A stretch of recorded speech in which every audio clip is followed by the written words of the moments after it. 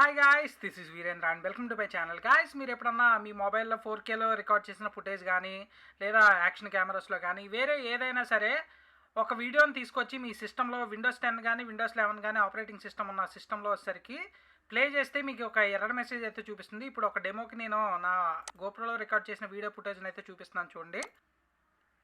వీడియోని ఓపెన్ చేయగానే HEVC cards లేవని చెప్పేసి మీకు ఎర్రర్ మెసేజ్ అయితే చూపిస్తుంది అనమాట.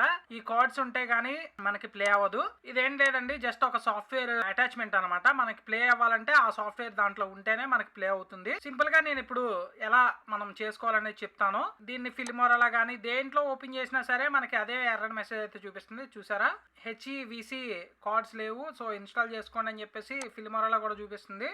దీనికి ప్లే చేయడానికి ఒక ప్లేయర్ కూడా ఉంది. ఆ ప్లేయర్ని యూజ్ చేయొచ్చు. కార్డ్స్ ఇన్స్టాల్ చేసుకున్నా చేసుకోపోయినా జస్ట్ ప్లే చేసుకుంటాను అనుకుంటే కనుక నేనైతే ఇన్స్టాల్ చేశాను ఆల్రెడీ. ఎంపీసీ హెచ్సి అనే ప్లేయర్ ఉంటుంది అనమాట. ఈ ప్లేయర్లో ప్లే చేస్తే వీడియో అనేది ప్లే అవుతుంది. నాకు వాట్సాప్లో మెసేజ్ చేస్తే నేనైతే ఈ ఫైల్స్ అయితే షేర్ చేస్తాను.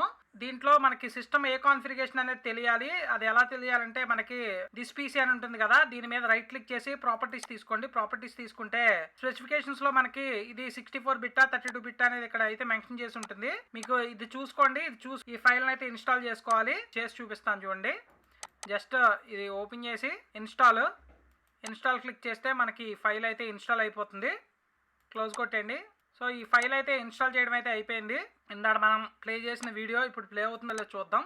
సో గాయ్స్, వీడియో అయితే ప్లే అవ్వడం అయితే చూడొచ్చు. సింపుల్ ఇది. ఈ ఫైల్ మీకు కావాలంటే కనుక నాకు మెసేజ్ చేయండి, నేనైతే మీకు సెండ్ చేస్తాను. ఈ ఫైల్లో 2 ఉంటాయి, అలాగే దీంట్లో 2 సెటప్స్ అయితే ఉంటాయి. దీంట్లో ఒకటి కాకపోయినా ఒకటి ఏదో ఒకటి ఇన్స్టాల్ అవుతాయి అనమాట. ఏది ఇన్స్టాల్ చేసినా ఒకటే, మనకి వర్షన్స్ బట్టి మారుతాయి అనమాట. నాది 64 బిట్ కాబట్టి ఈ 64 బిట్ అయితే ఇన్స్టాల్ చేసుకున్నాను. 32 బిట్ అయితే మీది 32 బిట్ అయితే ఇన్స్టాల్ చేసుకుంటే సరిపోతుంది. మాక్సిమం 64 బిట్టే ఉంటాయి మన సిస్టమ్స్ అన్ని.